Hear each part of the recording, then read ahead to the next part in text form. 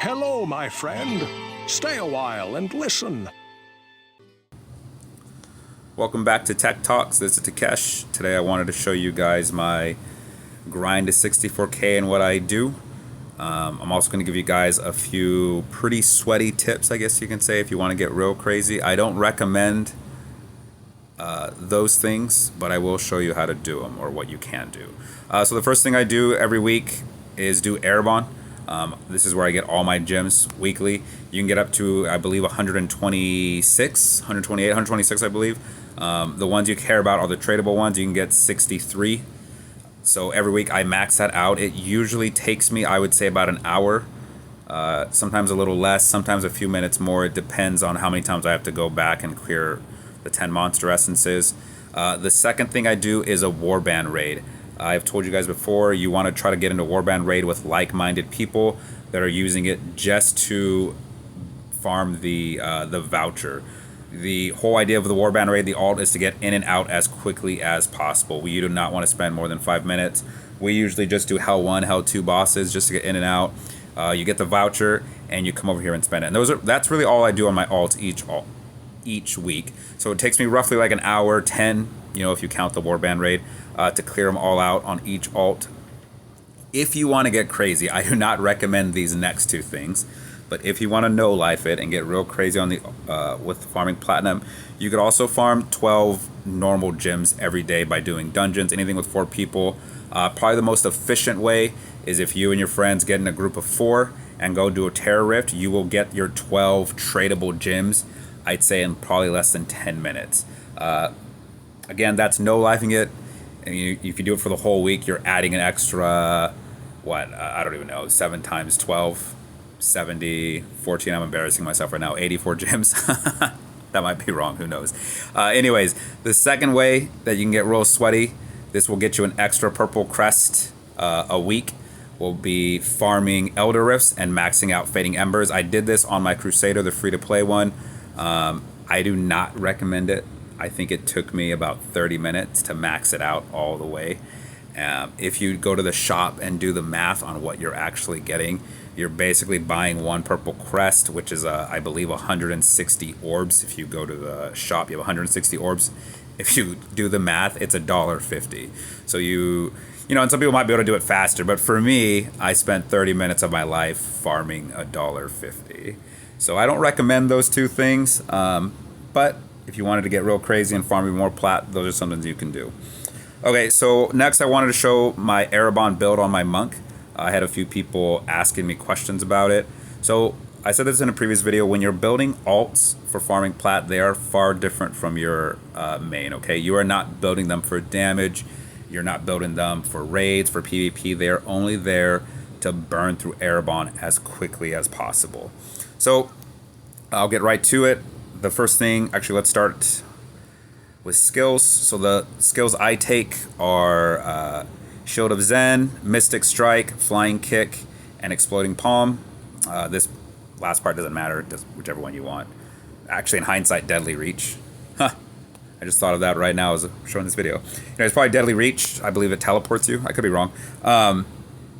If you notice, these are all dashes and the shield. Now let's go real quick to the sets. Again, you're looking at survivability, not damage, and movement speed. So 4-piece mountain banks will give you a lot of survivability. It also synergizes really well with the new paragon tree, which is really fantastic. And then I take 4-piece Vithus. Ideally, I would have 2-piece Vithus and 2-piece Izitars, but I've been lazy. I don't need the attack speed. I'm not hitting anything.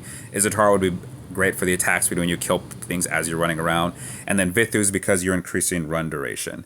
As far as essences go, I'm using Pensive Crown, Ease and Clarity. This is probably the most important piece for the monk when you're clearing Erebban. It increases increases movement speed of you and your allies by 40% for 4 seconds. Buff duration increases all this, by the way.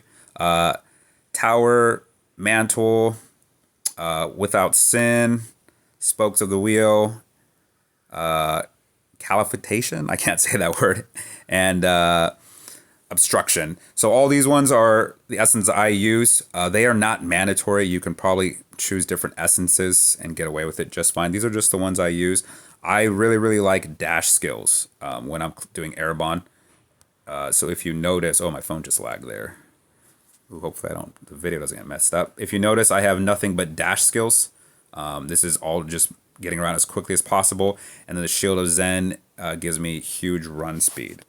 As far as legendary gems, this is an alt, so no reason to get crazy. But the gems I do recommend, I highly recommend. I tell everyone get Blessed Pebble for your alts. Blessed Pebble, this should be rank 10, but I've been lazy. It increases the buff duration and movement speed. Incredibly valuable for clearing Erebban. Save up your first 40 pearls and buy yourself a Blood-Soaked Jade.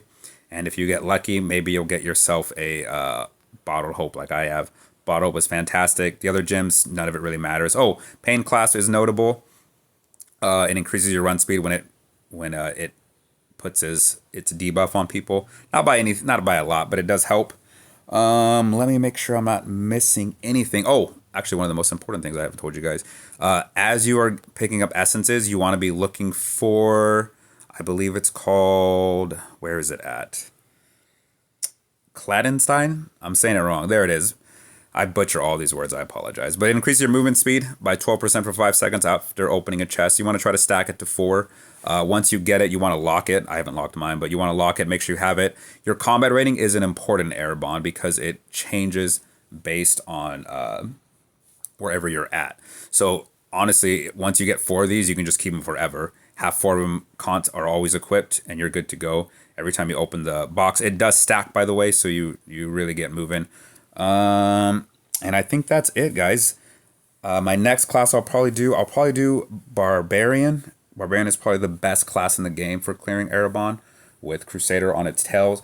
I also am going to, it's a new alt I'm creating just specifically to show you guys how low you can do Erebban. So as soon as I've unlocked it, I will showcase that character. And I believe that's it, folks. So those are the things I do. I try to save up my plat up to about 64K before I make a transfer. Sometimes I get real lucky and I'll get myself a really nice 5-star gem that I can sell, and then I can right away transfer 70, 80, 90K plat. That's rare though. I don't want to pretend or come across as if that's some kind of normality. I think like the last one I had was maybe 2 months ago. I got a Blood-Soaked Jade. I sold it for the max price. I think it was just 64K, and I don't remember what I got. It was like 50 something. But yeah, that's it, folks. Hopefully this video is helpful. Like I said, I'm going to keep making. This is part of a new series on my channel where I'm going to constantly be showing you guys ways that I farm plat, the way I transfer it, and different builds I do with different classes. Have a good day, folks.